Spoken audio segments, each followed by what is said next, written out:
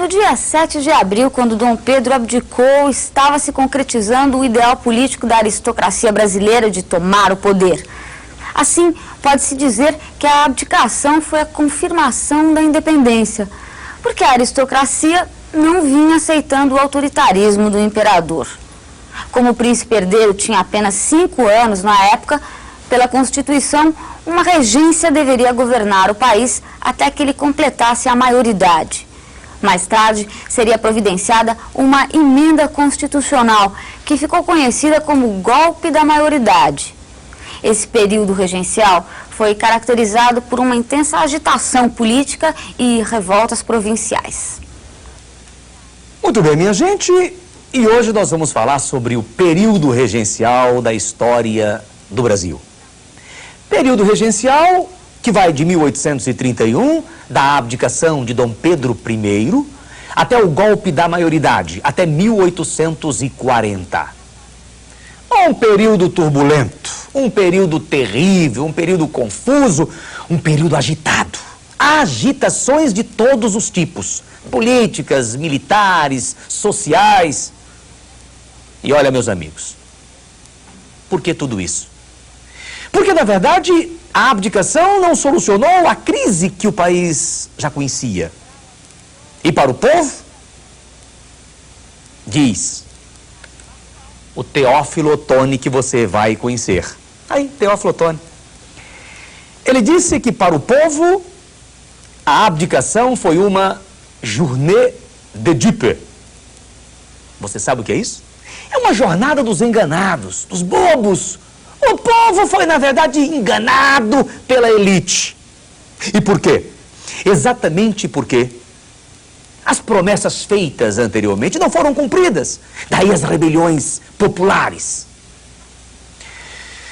É claro que, logo no dia da abdicação, no dia 7 de abril de 31, forma-se uma regência trina provisória.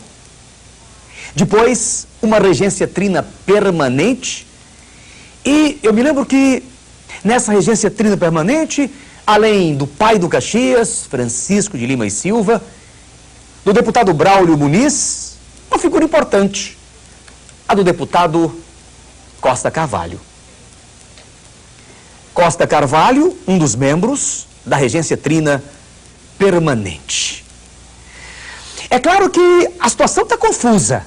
Os 3 regentes pedem para que o padre Feijó ele assuma a chefia, o Ministério da Justiça. O padre Feijó assume o Ministério da Justiça com plenos poderes. O padre Feijó precisa controlar os ânimos, reprimir as agitações.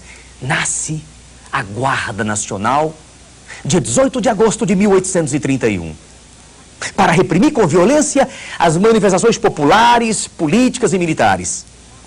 E é claro que, apesar de toda a repressão, a Guarda Nacional não consegue solucionar os problemas.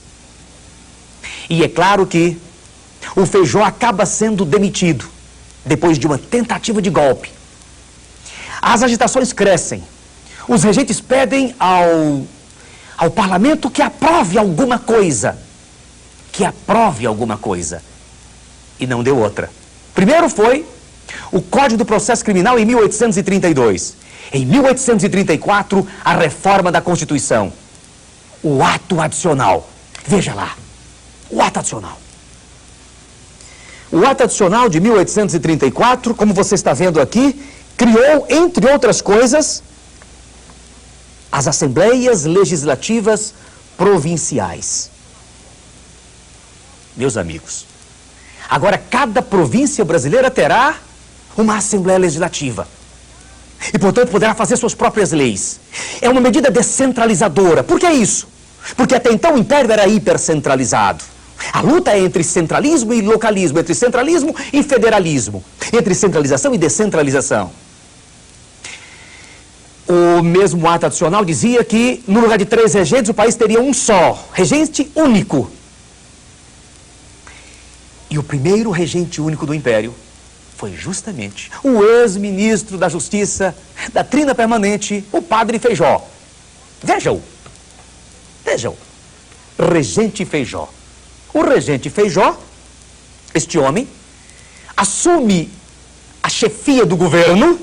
É como se ele fosse uma espécie de primeiro-ministro. Interessante isso, né? É o parlamentarismo na prática. A situação dele é complicada por quê? Porque ele não tem maioria na Câmara dos Deputados, que é conservadora. O Feijó é liberal. As províncias se agitam ainda mais. Elas querem mais. Querem muito mais. E é claro que eu quero que você veja o mapa destas agitações. O mapa das agitações. Rebeliões regenciais. Lá em cima. Lá no Grão-Pará. Rebeliões regenciais em todo o país. Rebeliões regenciais que, sem dúvida alguma, complicaram a vida do Império. Puseram em xeque a própria unidade do Império. Porque eram movimentos, normalmente movimentos localistas, seccionistas. Um deles, meus amigos, talvez o mais importante destes movimentos regenciais, foi justamente a chamada Guerra dos Farrapos ou Revolução Farroupilha no Rio Grande do Sul. Veja a Guerra dos Farrapos. Aqui, José Garibaldi, italiano. Pois é, o italiano José Garibaldi. Pois é, meus amigos, A Guerra dos Farrapos contou com a presença de Garibaldi. Garibaldi que, aliás, em Santa Catarina conheceu uma mulher que você também já ouviu falar. Anita Garibaldi. Movimento separatista, movimento republicano, liberal, radical. Movimento que proclama duas repúblicas. A República de Piratini e a República Juliana. República de Piratini, que tem inclusive uma bandeira, que eu quero que você conheça. A bandeira e as armas da República Farroupilha. Veja que coisa linda. A República Farroupilha. Durante 10 anos, o Rio Grande do Sul esteve isolado do Brasil. Eu nunca vou esquecer que entre 1835 e 1845, os jornais do Rio Grande do Sul, quando tratavam de notícias referentes, digamos, ao Paraná, Santa Catarina, a São Paulo, os jornais diziam as notícias do exterior. Diante destas rebeliões regenciais, de toda essa agitação, o regente Feijó, que era liberal, é acusado de conivente com os movimentos. O regente Feijó, ele não tem maioria na Câmara. O regente Feijó sofre pressão popular, sofre pressão política. O regente Feijó, que funcionava, eu disse, como uma espécie de primeiro-ministro, acaba renunciando. É interessante isso. O Feijó renunciou. Eleito para o mandato de 4 anos, ele deveria governar 4 anos como regente único. Em 1837 ele renuncia. E aí, claro, né?